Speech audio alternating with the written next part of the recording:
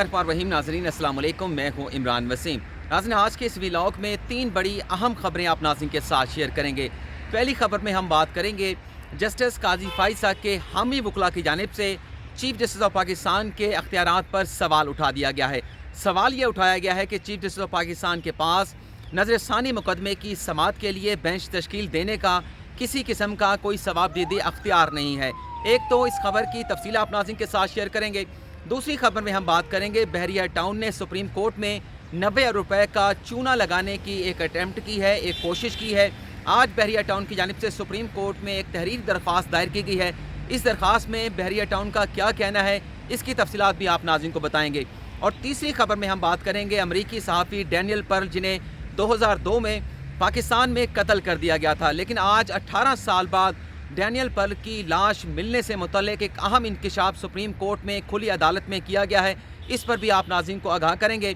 तो ये आज की हमारी 3 खबरें हैं जिस पर आप नाज़रीन के साथ गुफ्तगू करेंगे। तो बातचीत का सिलसिला शुरू करते हैं अपनी पहली खबर के साथ, जिसमें मैंने आप नाज़रीन को ये बताया कि जस्टिस काजी फाइसा के हामी वकला की जानिब से चीफ जस्टिस ऑफ पाकिस्तान के अख्तियारात पर सवाल उठा दिया गया है। आप नाज़रीन को मालूम होगा कि जो सुप्रीम कोर्ट ने 19 जून को जस्टिस काजी फाइसा की दरख्वास्त से मुतल्लिक फ़ैसला सुनाया था, इस फैसले के खिलाफ नज़र सानी की दरख्वास्त से ना सिर्फ जस्टिस काजी फाइसा, उनकी अहलिया सरीना ईसा और वकला की मुख्तलिफ तंजीमों की जानिब से सुप्रीम कोर्ट में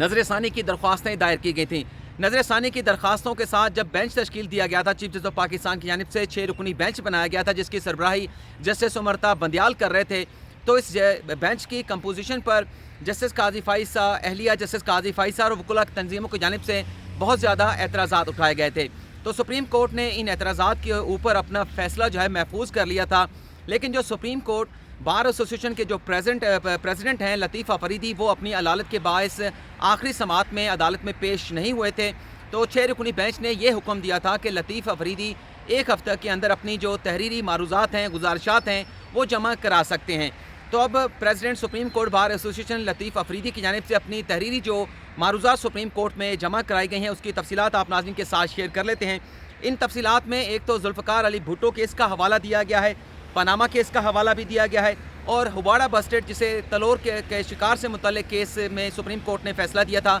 इस केस के फैसले का हवाला भी दिया गया है। लतीफ़ अफरीदी ये कहते हैं कि नज़र सानी के मुकदमे में समाअत के लिए जो बेंच तश्कील दिया जाता है, उसके कोरम को, उसकी कंपोजिशन को कम नहीं किया जा सकता। लतीफ़ अफरीदी अपनी तहरीरी मारूज़ात में ये भी कहते हैं कि चीफ जस्टिस ऑफ पाकिस्तान मुकदमात की नौयत देखने के बाद 2 रुकनी, 3 रुकनी या लार्जर बेंच जो है वो तश्कील देते हैं, लेकिन नज़र सानी के मुकदमे की समाअत के लिए बेंच तश्कील देने का चीफ जस्टिस ऑफ पाकिस्तान के पास किसी किस्म का कोई अख्तियार नहीं है। जब सुप्रीम कोर्ट का कोई बेंच फैसला दे देता है, तो उसके बाद सुप्रीम कोर्ट के अपने रूल्स के मुताबिक जो बेंच तश्कील दिया जाता है वो वही बेंच होता है, वही बेंच नज़र सानी की दरख्वास्तों पर समाअत करता है जिसने उससे पहले असल फैसला दिया होता है। तहरीरी मारूज़ात में यह भी कहा गया है कि इससे पहले कोई ऐसी मिसाल नहीं बनती कि किसी फैसले के खिलाफ नज़र सानी की दरख्वास्तें दायर की गई हों और उन नज़र सानी की दरख्वास्तों के लिए जो बेंच तश्कील दिया गया हो, वो एक्चुअल बेंच से कम जजेस को उस बेंच में शामिल किया गया हो। जुल्फ़िकार अली भुट्टो के केस के हवाले से ये बताया गया है कि 7 रुकनी बेंच ने जुल्फ़िकार अली भुट्टो केस का फैसला दिया था। 4 जजेस ने जुल्फ़िकार अली भुट्टो के खिलाफ फैसला दिया था, 3 जजेस ने जुल्फ़िकार अली भुट्टो के हक़ में फैसला दिया था। लेकिन उस केस में जब नज़र सानी की दरख्वास्तें दायर की गई थी, तो उन नज़र सानी दरख्वास्तों पर समाअत के लिए 7 रुकनी बेंच ही बैठा था। 7 रुकनी बेंच ने नज़र सानी की दरख्वास्तों पर समाअत की थी। पनामा केस का हवाला ये दिया गया है कि जब पहले फ़ेज़ में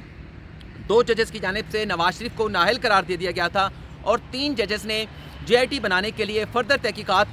करने के लिए जो है वो हुक्म दिया था, JIT तश्कील दी गई थी। लेकिन जब इस फैसले के खिलाफ नज़र सानी की दरख्वास्तें आई थीं, तो नज़र सानी की दरख्वास्त पर समाअत के लिए 5 रुकनी लार्जर बेंच ही तश्कील दिया गया था। इसके बाद जो तीसरा फैसला जिसका हवाला दिया गया है, हुबाड़ा बस्टर जिसे तलोर के शिकार से मुतल्लिक केस भी कहते हैं, इस केस में ये हवाला दिया गया है कि सुप्रीम कोर्ट के 3 रुकनी बेंच ने तलोर के शिकार पर पाबंदी लगाने का फैसला दिया था। लेकिन जब नज़र सानी की दरख्वास्तें आई थी, तो नज़र सानी की दरख्वास्तों पर समाअत के लिए 2 मज़ीद जजेस को 3 रुकनी बेंच के साथ शामिल किया गया था। तो ये मिसालें मौजूद हैं कि जो एक्चुअल बेंच होता है, जो फैसला देता है नज़र सानी की दरख्वास्त में, वही समाअत करता है या उनमें मज़ीद जजेस को शामिल किया जा सकता है। लेकिन ऐसी कोई मिसाल मौजूद नहीं कि नज़र सानी केस में जो एक्चुअल बेंच होता है उसकी तादाद को कम कर दिया जाए اور فیصلہ دینے والے کم ججز پر مشتمل بینچ تشکیل دیا جائے جو نظر ثانی کی درخواستوں پر سماعت کریں۔ مزید اس میں جو معروضات میں یہ کہا گیا ہے کہ 3 ججز نے اختلافی نوٹ میں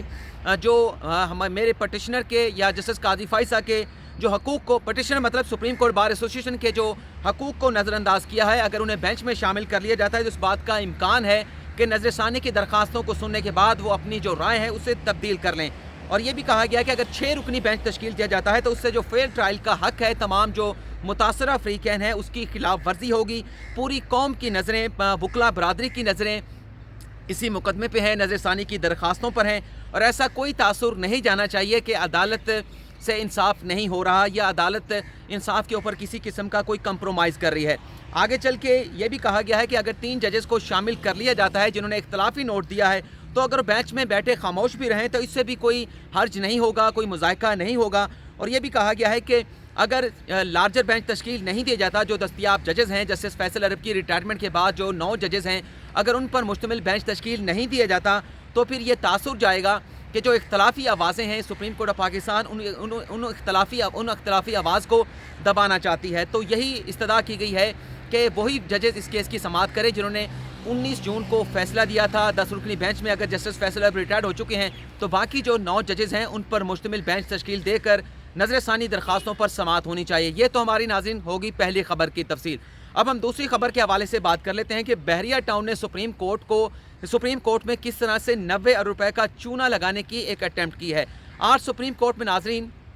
جیسا کہ پہلے تھوڑا سا پس منظر بیان کر دیتا ہوں کہ 460 ارب کراچی پروجیکٹ سے متعلق بحریہ ٹاؤن کے پروجیکٹ سے متعلق بحریہ ٹاؤن نے سپریم کورٹ میں جمع کرانے کی ایک کمٹمنٹ جو ہے وہ کر رکھی ہے۔ تو اس کی انسٹالمنٹ دینی ہے، مہینے کی 2.5 ارب روپے کی انسٹالمنٹ بحریہ ٹاؤن کی جانب سے سپریم کورٹ میں جمع کرائی جاتی ہے۔ آج ایک نئی درخواست، اس سے پہلے بھی ایک درخواست آ چکی ہے جس میں 2 سال کی یہ جو انسٹالمنٹ ہے 2.5 ارب روپے کی، اسے ڈیفر کرنے کی، اسے مؤخر کرنے کی استدعا کی گئی تھی، لیکن عدالت نے کہا تھا کہ ابھی اس پر ہم کوئی فیصلہ نہیں کریں گے۔ لیکن آج بحریہ ٹاؤن نے ایک اور درخواست سپریم کورٹ میں دائر کی ہے جس میں یہ بتایا گیا ہے کہ کووڈ کی وجہ سے پوری دنیا میں ریسیشن آیا ہے، مالی معاملات میں بہت زیادہ بحران پیدا ہوئے ہیں، تو پاکستان میں بھی یہی صورتحال ہے، اور کووڈ کے بعد ہمارے جو کمرشل جو ایکٹیویٹیز ہیں، جو مالی ایکٹیویٹیز ہیں، اس میں ہمیں بہت سارے بحران کا سامنا کرنا پڑ رہا ہے۔ تو لہٰذا کووڈ کی وجہ سے جو انسٹالمنٹ ہیں 2.5 ارب روپے کی ماہانہ کی، انہیں 3 سال کے لیے ستمبر 2020 سے لے کر ستمبر 2023 تک انہیں مؤخر کیا جائے۔ اور یہ بتایا گیا ہے کہ اگر یہ فیصلہ نہیں دیا جاتا، 3 سال تک ان انسٹالمنٹ کو مؤخر نہیں کیا جاتا، تو ہمارے جو 6 لاکھ کے قریب ممبران ہیں بحریہ ٹاؤن کے اور 53,000 کے قریب جو ملازمین ہیں وہ آلریڈی افیکٹ ہو چکے ہیں، مزید ان پر اثر پڑے گا۔ تو یہ بھی کہا گیا ہے کہ اگر ہماری اس استدعا کو نہیں منظور کیا جاتا تو یہ نیشنل سیکیورٹی کا ایشو بھی ہے، اور اس سے نیشنل سیکیورٹی کے ایشو کو اس طرح سے بحریہ ٹاؤن سے کنیکٹ کیا گیا ہے کہ اگر یہ فیصلہ نہیں دیا جاتا، انسٹالمنٹ کو مؤخر نہیں کیا جاتا، ڈیفر نہیں کیا جاتا، تو اس سے جو پاکستان کی اکانومی ہے اس پر بھی فرق پڑے گا۔ تو لہٰذا 3 سال کے لیے یہ جو ہماری انسٹالمنٹ کا معاملہ ہے، جو ہم کمٹمنٹ دے چکے ہیں، اسے ریویو کیا جائے، 3 سال تک ہم سے جو انسٹالمنٹ ہیں وہ نہ لی جائیں، اور یہ 3 سال کی انسٹالمنٹ کی ناظرین جو اماؤنٹ بنتی ہے وہ تقریباً 90 ارب روپے بنتی ہے۔ اور جہاں تک کنسٹرکشن کے شعبے کا تعلق ہے، تعمیراتی سیکٹر کا تعلق ہے، آپ ناظرین کو معلوم ہوگا کہ جس طرح سے وزیر اعظم عمران خان کی جانب سے کووڈ کے بعد خاص طور پر کنسٹرکشن سیکٹر کے لیے جو ایک پیکیج دیا گیا تھا، اس کے بعد کس طرح سے سیمنٹ کی سیل میں اضافہ ہوا ہے، تعمیراتی سیکٹر کس طرح سے بڑی تیزی کے ساتھ جو ہے وہ آگے بڑھ رہا ہے، اس میں تیزی دیکھنے میں آ رہی ہے۔ لیکن اس کووڈ کو بنیاد بنا کر اب ایک مرتبہ پھر بحریہ ٹاؤن جو ہے وہ سپریم کورٹ کی آنکھوں میں دھول جھونکنے کی ایک کوشش کر رہی ہے، ایک اٹیمپٹ کر رہی ہے۔ کل اس کیس کی غالباً جو مجھے لگتا ہے سوسر کی جانب سے بتایا گیا ہے کہ کل اس کیس کی سماعت بھی ہونی ہے۔ دیکھتے ہیں سپریم کورٹ اس درخواست پر کیا فیصلہ کرتی ہے۔ تیسرا جو ہمارا سیگمنٹ تھا، امریکی صحافی ڈینیل پرل جسے پاکستان میں 2002 میں قتل کیا گیا تھا، آج 20 سال بعد اس کی لاش ملنے کا، اس کی ڈیڈ باڈی ملنے کا ایک اہم انکشاف سپریم کورٹ آف پاکستان میں کیا گیا ہے۔ جسٹس مشیر عالم کی سربراہی میں 3 رکنی بینچ نے سندھ ہائی کورٹ کے فیصلے کے خلاف سندھ حکومت کی اپیلوں پر سماعت کر رہی ہے۔ تو آج کی سماعت میں جو سندھ حکومت کے وکیل ہیں فاروق ایچ نائک، ان کی جانب سے عدالت کو یہ بتایا گیا کہ ڈینیل پرل کی لاش نہیں مل سکی، اگر ان کی ڈیڈ باڈی مل جاتی تو اس کیس میں جو کڑیاں ابھی تک نہیں مل پائیں وہ کڑیاں آپس میں مل جاتی اگر ڈینیل پرل کی لاش ڈیڈ باڈی مل جاتی۔ لیکن ڈینیل پرل کے جو ورثہ کے وکیل ہیں، جو ان کے بچوں کے، ان کی اہلیہ کے وکیل ہیں فیصل صدیقی، انہوں نے آج اس بات کا عدالت میں انکشاف کیا ہے کہ جو بار بار عدالت میں کہا جاتا ہے کہ قتل کرنے کے بعد ڈینیل پل کی لاش ڈیڈ باڈی نہیں ملی تھی، یہ ایک غلط بات عدالت میں کی جاتی ہے۔ ہائی کورٹ کے فیصلے میں بھی یہی لکھا گیا ہے، جبکہ ڈینیل پل کی ڈیڈ باڈی ملی تھی، اس کا باقاعدہ ڈی این اے کرایا گیا تھا، ڈی این اے کے بعد اس کی باقاعدہ شناخت ہوئی تھی کہ یہ ڈینیل پل کی ہی ڈیڈ باڈی ہے، اور یہاں سے ڈینیل پل کی ڈیڈ باڈی کو پاکستان سے امریکہ منتقل کیا گیا تھا، اور لاس اینجلس میں ان کے ورثاء نے ان کی وہاں پر تدفین کی تھی۔ اور یہ بار بار جو بات کی جاتی ہے کہ شاید ان کی ڈیڈ باڈی نہیں ملی تھی، تو یہ غلط تاثر، غلط دلائل جو ہے عدالت میں دیے جا رہے ہیں۔ اور جو سندھ حکومت کے وکیل ہیں فاروق ایچ نائک، آج انہوں نے اپنے دلائل ناظرین مکمل کر لیے ہیں، اور کل ڈینیل پل کے جو ورثاء کے وکیل ہیں وہ عدالت میں دلائل دیں گے، اور کس طرح سے اس کی ڈیڈ باڈی ملی، اس کے شواہد کیا ہیں ڈینیل پل کی ڈیڈ باڈی ملنے کے، وہ تمام چیزیں عدالت کے سامنے رکھیں گے، اور اس کے بعد جو پھر ملزمان کے وکیل ہیں وہ دلائل دیں گے۔ ملزمان میں جو مرکزی جو ملزم ہے عمر شیخ، اسے ٹرائل کورٹ نے سزائے موت سنائی تھی، لیکن سندھ ہائی کورٹ نے اس سزا کو تبدیل کرتے ہوئے عمر قید میں تبدیل کر دیا تھا، اور باقی ملزمان کو رہا کرنے کا حکم دیا گیا تھا سندھ ہائی کورٹ کی جانب سے۔ تو ایک نیا انکشاف کیا گیا ہے، جو ٹرائل کورٹ میں بھی بتایا جاتا رہا، سندھ ہائی کورٹ میں بھی بتایا جاتا رہا کہ ڈینیل پل کی لاش ہی نہیں ملی تھی، تو کڑیاں ملانے میں بہت ساری مشکلات کا سامنا ہے۔ تو سپریم کورٹ میں ان کے ورثاء کی جانب سے بتایا گیا کہ ڈیڈ باڈی ملی تھی، عدالت کو جو ہے وہ غلط بات بتائی جا رہی ہے، عدالت کے سامنے جو حقیقت ہے وہ کل جو ڈینیل پل کے ورثاء کے وکیل ہیں فیصل صدیقی عدالت کو بیان کریں گے۔ تو یہ ناظرین آج کی ہماری اپڈیٹ، اگلی ویڈیو میں نئی خبر کے ساتھ آپ کی خدمت میں حاضر ہوں گے۔ اجازت چاہتا ہوں، اللہ حافظ۔